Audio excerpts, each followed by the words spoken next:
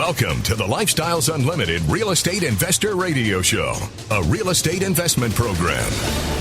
Listen and learn how to use real estate to build wealth and passive income streams for you and your family. We bring you experts every day to discuss and answer your questions on everything from single-family homes all the way up to 600-plus unit apartment complexes. And now, the Lifestyles Unlimited Real Estate Investor Radio Show.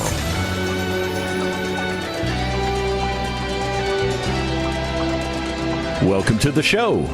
My name is Al Gordon, and as always, we're working on your financial freedom. Hey, if investing is your hobby, what you need to do is go get a hobby. Because investing is not a hobby. It really isn't. Investing is something that you deliberately do with a planned strategy to get you to a certain place or a certain result. That's what investing is all about. It's about taking what you have, putting it to work for you, and then getting the returns that come from those investments. But a lot of people treat investing like a hobby. They treat it like, actually, I think they treat some hobbies more professionally than they treat investing. So here's where I'm going. At one time, back when I was physically able, I liked to play golf. I did. I loved to get out on the golf course. I'd love to chase that little white ball around the course. Sometimes it went where I was trying to hit it to. Sometimes it didn't get there, and I had to go find that darn thing. Sometimes I didn't even find it. I had to drop a ball. But golf, to me, was something that I did to alleviate stress. It was something that allowed me to step away from everything that I was doing on a daily basis and allowed me to decompress a little bit and to decompress with other fellow golfers and put ourselves into a place that was fun, that was enjoyable. See, that's what a hobby really is. A hobby is something that gives you a distraction from what you're doing. Now, some people look at investing like a hobby. As a matter of fact, some people stumble onto investing like they would stumble onto a hobby. Probably the same way I stumbled onto playing golf. You know, somebody invited me to go play a little golf. I found out I was terrible at it. But I also found out that, I could get a little better. Maybe with some practice. Maybe if I went to the driving range. Maybe if I went to the putting green. But for me, the importance of golf was just that. It was causing me to step away from the stress and all the other things that I was dealing with in my life. And I treated it as a hobby. I wasn't great at golf. I never intended to be, because I was not willing to put the work into making my golf game better, making my swing better, making all the mechanics of what you do in a golf swing better. Understanding that the clubs are all different lengths, and it's all designed so that you can have one standard swing, and that just by changing up the clubs, you're going to get a different result when you hit the ball. But it takes practice to do that, to be better at it. So the people that play golf for a living, the professionals, they don't treat golf as a hobby. They treat it as something different. And I think investing is the same way. I think you have to treat investing as something different. I mean, if you're dabbling in the stock market, let's say you take, $500 or $1,000 and you put it aside in a trading account. And then you decide, you know what? I'm going to buy a stock because I think this stock is going to go up. And essentially what you're doing is gambling right now, because you probably didn't do the research to determine whether or not that stock was a good play. Maybe you just got some feedback from something you overheard at work, or maybe you saw something on the internet that made you think, the stock value is probably going to go up on that. Or, maybe you've been looking at GameStop stock and you're trying to figure out how you can make money off of that. Maybe, buying into the rise of the stock, maybe shorting the stock. There are people that treat real estate investing as a hobby. There are people that treat it as a second or third thought. They don't give it a whole lot of credence. And those people are the people that tend to have all of the bad results. They're the people that tend to cry about how difficult real estate is. They're also the people that tend to have these crazy stories that you hear that real estate is too risky, or it takes too much time, or you need a fortune in order to do real estate correctly. It's because they don't know what they don't know. Because maybe they had somebody casually tell them, well, this is how you do it. But maybe that person that casually told them, hey, this is how you do it, they didn't have a fundamental understanding of how to correctly invest. Now, when it comes to real estate investing, I think that every real estate investment that you make is an investment into a business unit. That's what I like to call them. I like to call them business units. So every house that I own is a business unit. When I bought that property, I made sure that property was renovated to a standard that I set, which protected me in multiple ways. First of all, it allowed me to attract the best residents because I had the nicest place in the neighborhood. It also protected me against future maintenance because I went through and I took a look at everything that could have the potential to go wrong in the next 5 years, and I addressed it. I either fixed it or I replaced it.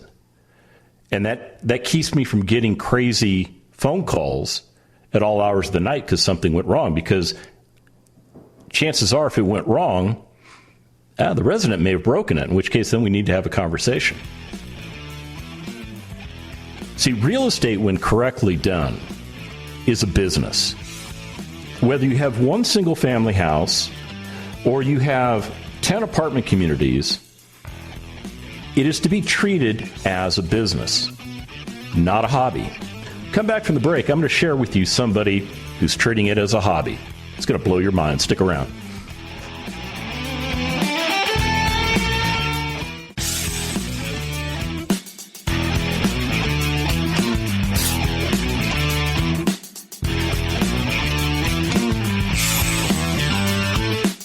Warning.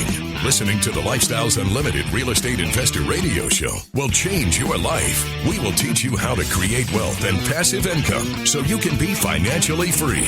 And now, back to your host. Welcome back to the show. So real estate investing shouldn't be addressed as a hobby. I know that there are people that stumble upon real estate investing and they do it the way they approach a hobby. They have an interest in it. They might read a book about it, or they might go on the internet and check a few places out. And then they might get to that point where they actually try and do it. They actually engage in the hobby. For some people that involved with real estate, that might be along the lines of, hey, that house looks kind of ugly. The houses around it look kind of pretty. Why don't we buy that house? And then we'll just fix it up. Can't be that hard, right? And then maybe we could sell it, or maybe we could rent it out. Yeah, what I'm getting at is that is a recipe for disaster. If you're making it up on the fly, if you're figuring out how to do it as you go about trying to do it, that indicates to me that you're treating it as a hobby, that you haven't taken a serious look at what you're trying to achieve, that potential investment that you're about ready to make is not tied to a strategic goal that you have set for yourself. And maybe you think, well, but wait a minute, I set a goal. I want to make money. Well, that's a dumb goal. It really is. I want to make money. Okay, and here's why it's dumb. and I'm not picking on you because you probably agree with me at this point, you have to understand where you're trying to get to. Now, just the goal of making money, well, that's not enough. It's not enough because it's missing key elements, such as how much money will it make for you? Do you know? Have you researched the market to determine what the value of that property would be if you fix it up, let alone do you understand what the costs are associated with doing the renovations? Do you have a team available to do the work for you, or are you going to be like most hobbyists? You're going to do all the work yourself. And by the way, what skills do you have to do all the different works within the trade? Are you also going to market that property yourself, or are you going to hire somebody? And if you hire somebody, do you know who you're hiring? Do they have expertise in doing whatever it is you want them to do? See, real estate investing is a business. And if you don't treat it as a business, you're going to get burned. You're absolutely going to get burned. So what I promised you in the last segment was I was going to read you something that I found on the internet. Yes, I went back to one of those blog sites where, people just like lay out their life like this is what's going on with me. In a blog post, people they don't even know, looking for information, looking for feedback, looking for somebody to answer their questions. But they don't necessarily know if the information that's coming back to them is qualified because they don't have the proper education to rationalize that. All right, let me get into this thing that this gentleman wrote. Now, this is a person that lives in Los Angeles County, and I can tell that just based on all the data that's associated with this post. Here's what they say. My family, well, actually, he says, before he says my family, he says, hi, I hope everyone is well. As the title suggests, basically the title of his post was COVID Non-Payment Moratorium, State Bill 91 Questions, Tenant Issues, Rental Assistance Program. So in this email, he's going to ask a lot of stuff. And keep in mind, the topics that this person is bringing up are topics that have been brought up and discussed in the real estate communities ever since COVID-19 hit. I mean, what do we do with residents that can't or won't pay rent? What protections are there for residents? What protections are there for owners? How do we work in this environment? Okay, let me get into what he wrote. So he says, as the title suggests, I'm experiencing issues with a tenant in regards to the whole COVID non-payment legislation passed and had a couple of questions. My family also has not had formal education and is not familiar with general details and responsibilities of being a landlord. I'm just going to stop right there. Because right there in that sentence, this person addresses the elephant in the room. This person, unbeknownst to them, is identifying why they're having all of these problems. My family has had no formal education. Now, I'm assuming that what they mean by that is they haven't bothered to learn how to invest correctly in real estate. And part of how to invest correctly in real estate has to do with operating a property, operating that property efficiently and effectively, providing a great living experience for a well-qualified resident that has good earnings, good credit, no issues with the law, who wants to live in the nicest place that they are able to find, and that happens to be your property. And you have to understand what that looks like. You need to be correctly educated on how to do that. Now, it's not like you need to go to Harvard or Stanford and get your baccalaureate degree in business finance with a concentration of real estate law. No, it's not that complex. But what you do need is you need to invest in a qualified education that's going to give you all the fundamental information that you need so that you can move forward with your investment correctly and get the returns that you're looking to get out of that investment. Education is key. It is absolutely key. I just want to give this person a hug because they go on to say this, not familiar with general details and responsibilities of being a landlord. What? You're engaging in a business transaction with somebody else. You're providing them clean, functional workforce. Well, let me take that back. I don't know that this person is providing clean, functional workforce housing. I really don't. All I know is that they have somebody living in their property and they're having issues collecting rent. Here's where it gets interesting. My family's been renting to a couple for a good amount of years. They were family friends. Oh, there's a red flag. Don't rent to family and friends, remember? And we have given them a house to rent at 40% market price. 40% below market price? Man, they better be good friends. All right, we come back from the break. I'm going to get more into this because you need to hear what right sounds like.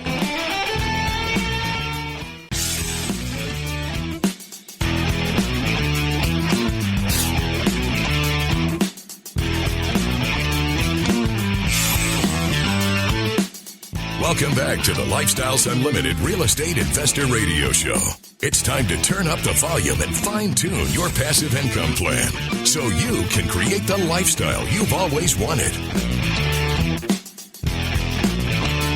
Welcome back to the show. So as we were going to break, I was sharing with you a posting on a real estate message board from somebody who lives in Los Angeles County. Now, I'll be the first to tell you that landlord protections in California are not as strong as they are in other states.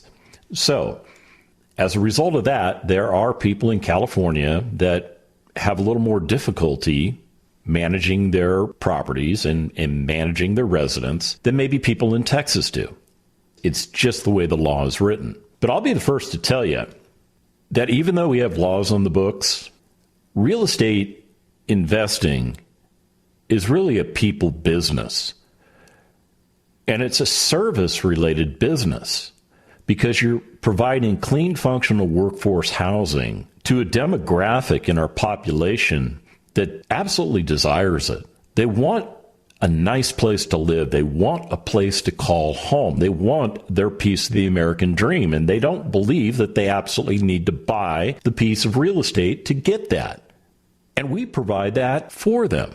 That's what we do at Lifestyles Unlimited. Now, I don't mean that's what we do at Lifestyles Unlimited from the standpoint of we provide housing. No, what Lifestyles Unlimited does is we teach all of our members how to go about doing this the correct way so that for every asset that they invest into, they're investing into a business unit that's producing returns for them in accordance with their overall game plan, which has them set up where they want to be in the future. Those are called goals. They're objectives. You know, the big one that we tell all of our members is that be focused on retiring in the next 5 years because it's absolutely possible. I'm going to get back into this post because I feel bad for this person. I really do, because they just don't know what they don't know. They've been going about renting out a house in Southern California, and they've been doing everything wrong. And this guy admits it in the blog. He's asking for help. But the part that stands out to me is that this person doesn't realize all the mistakes that they've made, but they're all clearly right in front of me. So I'm going to share this with you, and we're going to continue to break this down because I want you to learn from this. I want you to understand that what this person is going through is not what a Lifestyles Unlimited member goes through. And I'm not saying that we don't have issues from time to time. Yeah, we have issues. But because we're properly educated and we understand that operating our real estate business is just that. It's a business. It's not a hobby. We get it done correctly. So here's what the guy says. Let me just backtrack a little bit. My family's been renting to a couple for a good amount of years. They were family friends, so they're renting to friends. And we have given them the house to rent at 40% below market price. 40% below market price. So let me just address that. Let's say that house could command $2,000 a month in rent. Now, I don't know where in LA this thing is. I don't know what the rents are. I'm just picking a number out of the air. Say it's $2,000. What this person is saying is that they're willing to rent it for $1,200. And we don't know why. Maybe it's only worth $1,200. Maybe it's been run into the ground and that's all you can get for it. I don't know.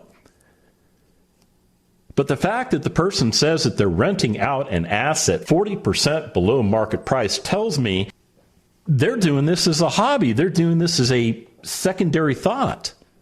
I'm not even sure that they understand that they can make money in real estate. Let's go on. Oh, this is where it gets really bad. We had a lease signed, but have long since been mismanaged and lost. What? You lost a signed lease? You mean that document that qualifies your relationship between you and the resident and the property? That legally binding document that says you'll do this and they will do that you could take to a court of law and enforce if you have to? You lost that? Oh, here, it gets better. No doubt it expired 3 to 4 years ago and is on a month-to-month basis or word-of-mouth agreement. Yeah, that's usually what happens. When leases expire and the owner of the property doesn't say anything to the resident, essentially what the owner of the property is saying was, okay, you can keep living there under the terms of the lease that was in place. But I'll tell you this, going 3 to 4 years on month to month, that's messed up, man. And there are laws out there in certain states that give the residents the upper hand. And I'm not going to get into all that stuff. But just the fact that you don't even have a current lease on the property tells me that you really don't know what you're doing. You're treating this as an afterthought. You probably put more attention into taking the dog for a walk. I don't say that to be mean. I'm just saying you're not treating this as a business. So then they go on to say this. We have one tenant's legal name, the one on the original lease, but none of their IDs or information beyond their plate. I'm assuming the license plate. So at the end of the day, this person doesn't know who is living in that property, except for maybe one person. Then this person says this. They previously paid rent fine, except a couple of months they missed and were late, but no big deal to us. What? Are you kidding me? They didn't pay rent and you were okay with that? You just gave them a pass? Oh, man, you're having a hard time. Oh, don't worry about paying me. Yeah, or maybe you were late. Oh, yeah, you got your rent in, 20 days after it was due. I mean, come on, man. Really? I'm guessing you have some type of mortgage instrument on this property, or maybe you don't. Maybe you own this property free and clear. And even if you own it free and clear, you still have an obligation to pay taxes, and you have you don't have an obligation, but if you don't have insurance on that property, because nobody's making you have insurance, you're setting yourself up for a big, oh no event in the future. So then this person says this, and this is where they get in kind of the meat and potatoes of what they're kind of asking about. And they've already missed the boat. They need, what they need to do is they need to get into lifestyle so we can teach them what right looks like, and then they can turn around and go, oh, we need to fix this. So here's the rest of the email. Then came COVID, and they stopped paying rent without telling us. Family trusted them and did not verify they were receiving payments until a couple of months ago. Really? You just told me they weren't paying rent, and now you're telling me that you weren't even aware that they weren't paying rent because you weren't even paying attention to it. They had paid 6 months this year within the protected COVID timeframe. We brought it up to them, and they mentioned they were protected by new legislation, State Bill 91 and prior. I'm assuming that's something going on in California. They mentioned they have rent money, but want to hold off for the government subsidy, the rental assistance program, the COVID rent relief program. I speak to them regarding this, and they ask us to move forward with the rent subsidy. I read over some details of it, and it appears that we have to forfeit 20% while the government covers up 80%. I'll tell them my family will not be okay with that and would prefer rent in full. Oh, really? Getting a backbone now. Stick around. We'll read the rest when we come back.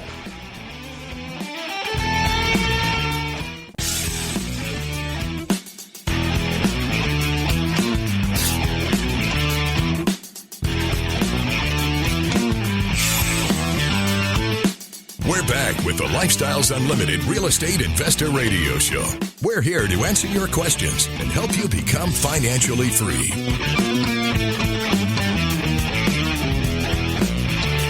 Welcome back to the show.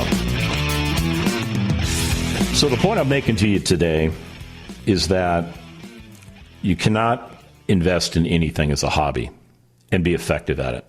I truly believe that. I think that if you're going to invest in something, you need to take it absolutely serious. It needs to be something that you keep on your mind, not something that you do from time to time when you have a little downtime. Investing needs to be serious. And a lot of you, you're investing, you're saving money in a 401k or an IRA or whatever you're doing, and you're allowing other people to earn fees by trading in those accounts and hopefully position you correctly. That's what you choose to do. I don't think that's an effective way to get yourself retired. I think an effective way to get retired is to invest in real estate. But if you're going to do it, you need to be educated correctly, and you need to approach each of those investments as an actual business unit. And it does take a little bit of time and attention. It doesn't take 40 hours per week, not like what you're doing for your job, but it does take a little bit of time and attention. So I've been reading to you this letter that was posted on a website with somebody from Southern California that's having some significant problems with their real estate asset. And as I continue to read through the information this person is providing, I'm realizing that the real problem is with the owner of the property. They've taken their eye off the ball. They've taken their eye off the prize. They have not educated themselves on how to correctly operate a real estate asset. And they're complaining about, now the resident doesn't want to pay the rent. As we went to break, I read this line. I'm going to reread it again because I think it bears note. The resident had indicated to them that they were going to stop paying because of COVID, and there's rental assistance programs out there and things like that. So this person says, I speak to them regarding this, and they ask us to move forward with the rent subsidy. I read over some details of it, and it appears we have to forfeit 20% while the government covers up 80%. I tell them my family will not be okay with that and would prefer full rent. You just said earlier in the email they hadn't paid for a couple of months. Yet here's a program that will at least provide 80% of the rental income. And you don't want that because you want the whole thing. Yet you were willing to walk away from full rents for several months. It was like an afterthought. Now there's a potential solution on the table, and it's not everything in full. So, okay, let's see where it goes from here. The tenants, the residents, said, we are lucky to have paid 6 months while others have paid zero. They threatened me and mentioned they could also pay zero and we would wind up getting nothing and would not be able to evict us. So up to 80% is better than 0% of that money.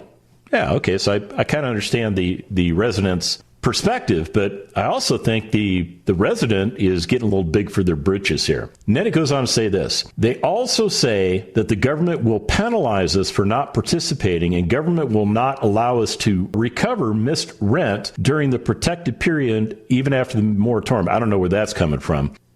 Even though they have paid 50% of rent owed, they demand that we report receiving only 25% so that they can take advantage of the rental assistance program. Folks, right there, that is called fraud. What was just discussed is called fraud. And you don't want to be a part of fraudulent activity because nothing good comes from defrauding other people, the government. It doesn't matter. Do not ever get yourself into a situation that this person has gotten themselves into. So here's where the person they're kind of getting unhinged, okay? And this is where all of those really juicy real estate nightmare stories originate from. This kind of problem, which is all based on the fact that this person is not properly educated on how to own real estate assets, and they're not properly educated on how to operate those assets, because the majority of these problems could have been resolved 5 years ago, yet they've taken their eye off the ball. They just, somebody's living in our house over there. Yeah, they pay us once in a while. That is not an investment. That is called charity. It is. It's charity. And if it makes you feel good and that's what you want to do, go for it. Now, I am not in the business of real estate investment for a charity. I am providing clean, functional workforce housing to a population of Americans that desperately desire it. I am providing a service. And in exchange for that service, I expect a certain rental payment. I expect that payment to be made by a certain time each and every month. If that payment doesn't come in by that certain time, I follow up with my residents and I say, hey, just checking in. Is everything okay? Which is usually their trigger point to say, oh, darn, forgot it was the first of the month. Pay immediately. That's how I do it. And I take care of that property. I keep it in peak performance because that's what I'm offering in the form of my trade. I have a signed lease, which spells out all the terms and conditions of our relationship. This person doesn't even have a signed lease. Well, they allude to having a signed lease 3 or 4 years ago, and they don't even know where the original copy's at. Now from here, I'll tell you what, time to get the tissues out because here it comes. This is a very infuriating situation. We are a family that gives to the community. We aren't rich. We have housed these people at a loss from the graces of our heart. And now it feels they are trying to strong arm us into programs that only benefit them, threatening us if we don't comply. We don't believe we want them to be tenants anymore, but we are sure they will take advantage of everything that comes their way. If we don't cooperate, we believe they will bleed us dry, assuming additional extensions of protections. Our goal is to recover all the non-paid rent money and evict the resident, but part of my family is just wondering if we should just take all the hits and move forward with the COVID relief program. Yeah, you're feeling the same way I am. You've lost control of the situation. You have to regain control of the situation. You have to figure out who's living in your house. You have to figure out what the laws are regarding their occupancy of that house because they've been there for a long period of time. You may need to have a conversation with a real estate attorney that understands tenancy and eviction laws because it sounds like right now you need some good, solid advice. That's not a situation I would be a part of. Kind of sounds like maybe you just kind of rolled into it based on, because this person references their family. So I'm thinking this is like, maybe one of the kids and maybe the parents were doing this. But this is a big time mess, especially in the coronavirus environment. And I'm not suggesting this person becomes hostile with the residents, but this person needs to figure out what their legal rights are in this process because they've allowed somebody to stay in their property. And although this person may owe back rent, you have to determine whether or not you'll ever get it. And you also have to understand the laws in LA County with regards to what you can do to remove these people from the property. You need a solid education. You need to understand what real estate investing is all about. You need to get solid information about how to go about the investment process, which is not just finding great deals and renovating great deals and putting great deals back into service for great people to find to rent. It's the whole operational piece. See, real estate investing, it's really a business. It's a business that will change your life, but you have to understand what you're doing. You can't just walk willy-nilly into it, because you will have problems. Now, if you want to understand how we do business, if you want us to show you the preliminary information on how you can get started correctly investing in real estate, go to freeworkshoplivestream.com. And remember, it's not the money, it's the lifestyle. The Lifestyles Unlimited Real Estate Investor Radio Show is for entertainment purposes only. Please consult a professional regarding your personal investment needs. Nothing presented on the Lifestyles Unlimited Real Estate Investor Radio Show constitutes an endorsement, recommendation, offer, or solicitation to buy or sell any product or security.